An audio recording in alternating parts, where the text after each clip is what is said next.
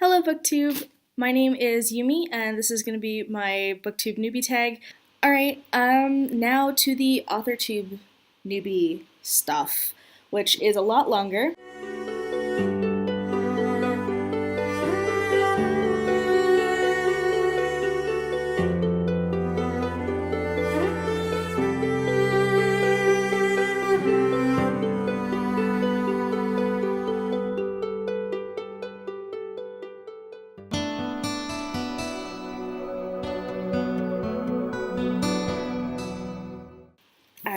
So I didn't actually look up the official questions or anything. I just sort of I watched a bunch of Authortube and Booktuber tags and I wrote down the questions. One of them or all of them are not correct, then oh well, you get to hear me answer them anyway. So, number one, how did you find out about Authortube?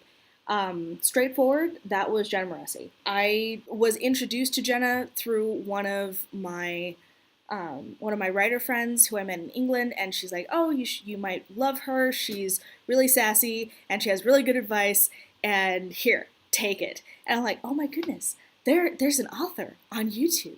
This is amazing. So that was how I sort of got to know that there were writers on YouTube who talked about writing. So number two, what genres do you write? Typically, I write fantasy, horror, and I dabble a little bit in creative nonfiction. My horror is not like Stephen King. I call it subtle horror. It's not in-your-face, gory, slasher, movie, fiction, whatever. I believe her name is Julia Kristeva. She wrote a paper called Abject Horror, and I really dove pretty deep into that article.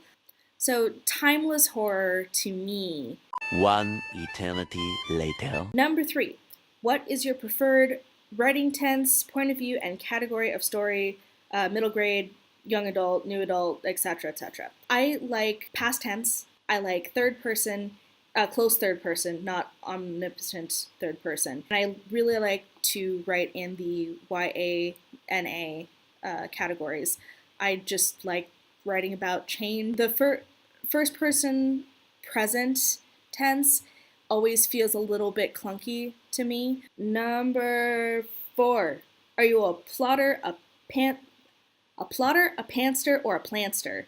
Which is really difficult to say. I am a plantster because I like to discover the story as I go along. There's development that happens in my head because I've fleshed out the details a lot as I'm writing. On the other hand, I know that, there are certain markers that I have to hit. An action sequence that has to happen because that's structurally what needs to happen. So I plan to get there, I just don't know how I'm getting there. Much like my characters. Number five, are you self-published, published, or yet to be? I am yet to be, but a lot closer than I thought that I was going to be when I started this channel. About a week ago, a little more than a week ago, I got an email back from the very last agent that I was waiting on before I just wanted to decide whether or not to go indie or not.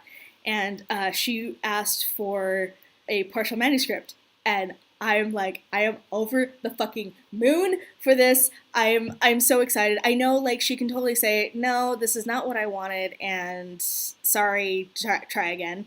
But this is closer than I've ever been to being, agented, represented, and, having my stuff sold to maybe, Penguin Random House. That would be so amazing. I feel like that also puts me in a very interesting position to be part of Authortube because I'm not starting from zero. I've already gone through at least one round of query letters, and I'm not completely blind to what I need to do. I just haven't done it yet.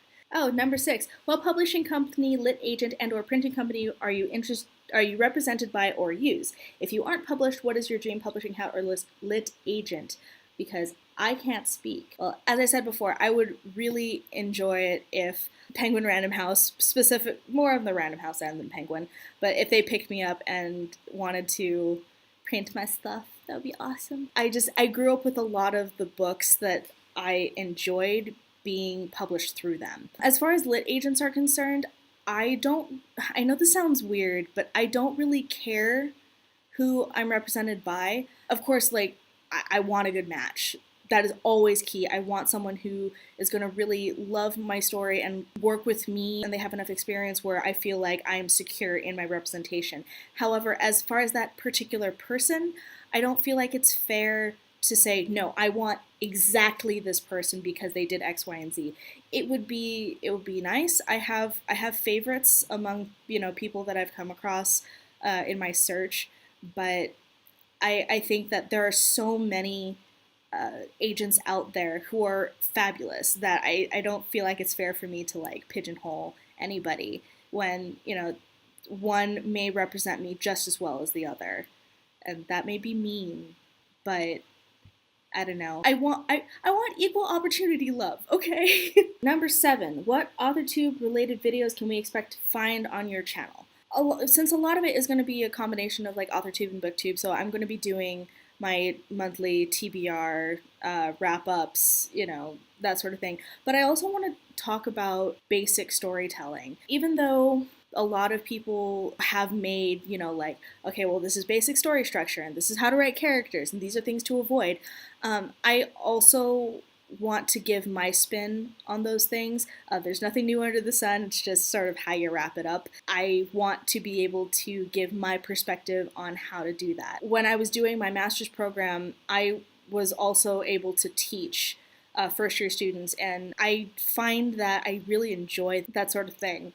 I enjoy teaching others. I enjoy supporting fellow authors. I want to see everyone succeed. That would be so amazing. Number 8, when did you start writing? I'm gonna say that I started seriously writing when I was in my teens.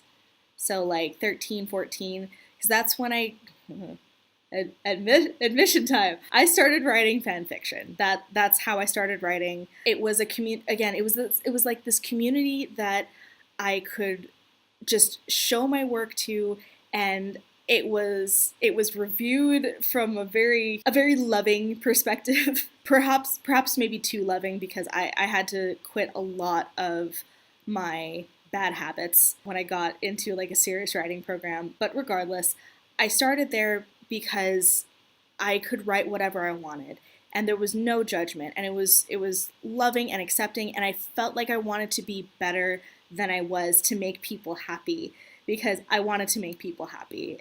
It was a great feeling. But I did find myself telling stories and writing a lot sooner than that.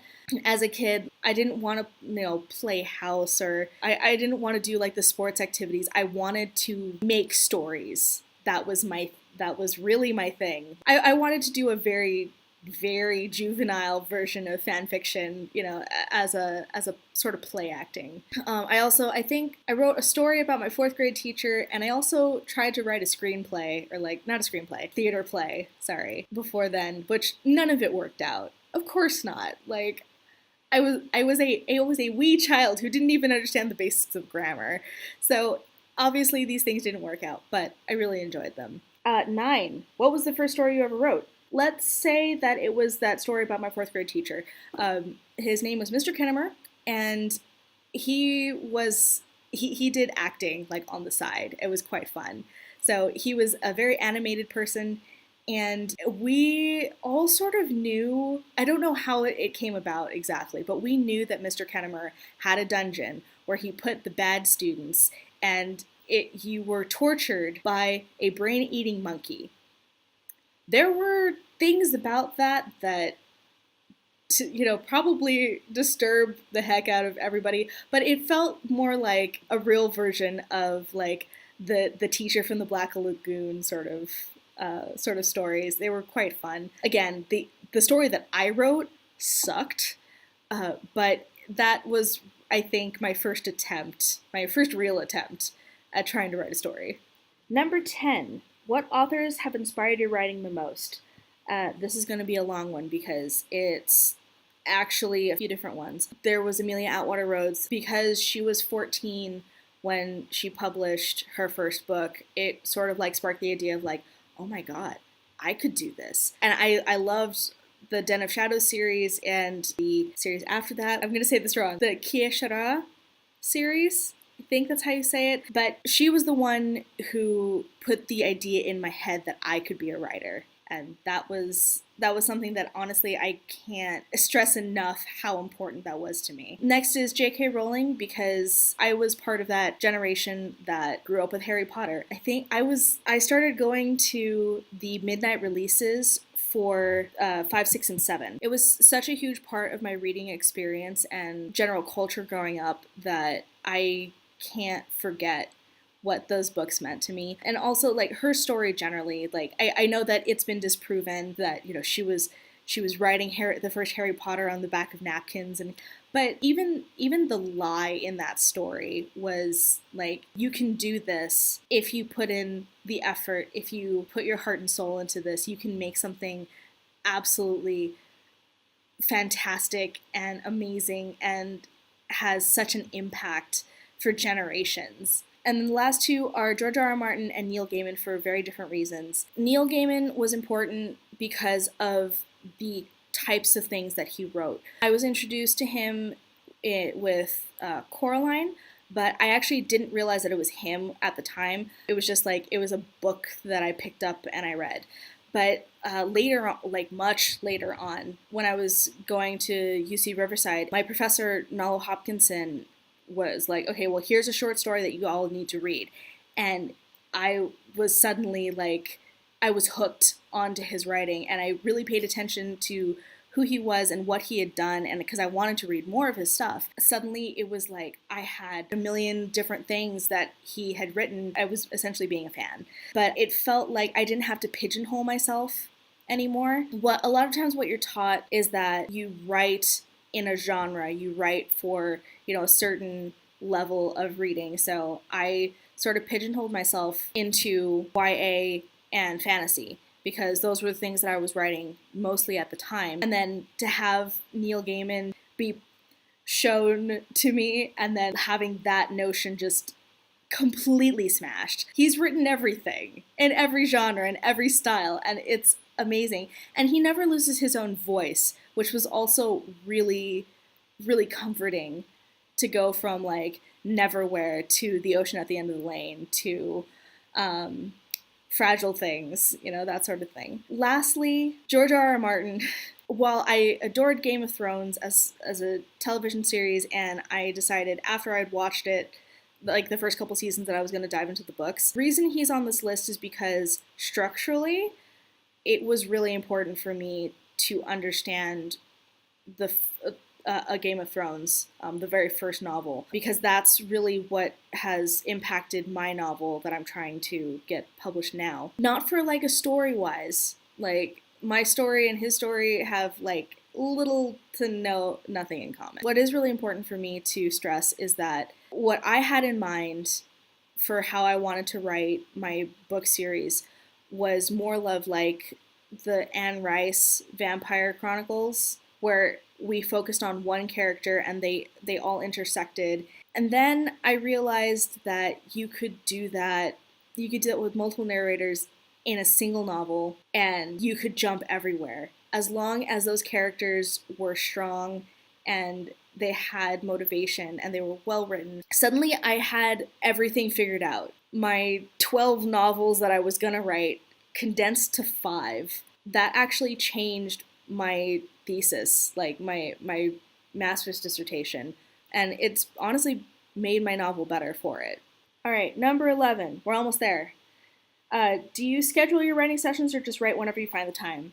Both, if I'm honest. I try to write every day, or at least, you know, multiple times a week. But as far as like, I'm gonna sit down at 12 noon and write till 3. That's not how I do it. I just sort of get to it when I feel like it, and I go in as hard as I can for as long as I can. And number 12. Do you type on a computer, typewriter, write by hand, or use a blend of both? Where do you write in general?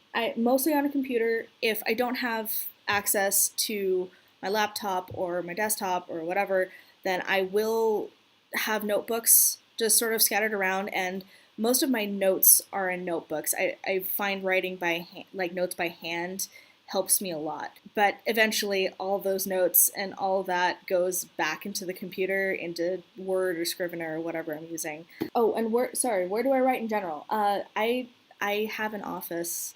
Like, it's an office that me and my husband share, and it's also like our gaming room, but it's a desk.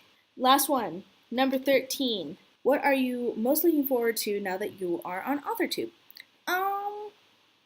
Honestly, I am looking forward to the community most of all. When I was in both undergrad and graduate school, like, having that built-in writing community was really awesome. I loved workshops. If I had to take a class on things, I didn't really care so much as, me going and actually putting my hands on other people's stories and having people look at my stuff and giving feedback and just having this like circle of happiness and criticism. It was great. That's what I really miss most, and that's what I'm really looking forward to on Authortube, if that's the thing, and I don't know, but I'm gonna pretend like it is. I'm also looking forward to seeing how I affect other people. That may be kind of narcissistic to say, but I want to help. I like helping other people. I liked teaching. I liked teaching people who wanted to be helped. And then, like, I watched the improvement over, a semester or a year or however long. I like writing groups. I like giving my 2 cents and seeing how that translates onto the page, if it translates onto the page, because it is totally fine if I'm 100% ignored. But I want to see how my knowledge changes things to people who didn't pay the exorbitant amount of money for a degree that means literally nothing. There we are. I think that's it. I don't know how to end this. I never know how to end anything. If you want to see more, if you are curious, hit that subscribe button. And hit the notification bell, even though it's probably not going to do anything. I keep hearing that it does nothing, so we'll see about that. And I hope to see you in the future. All right, see you. Bye.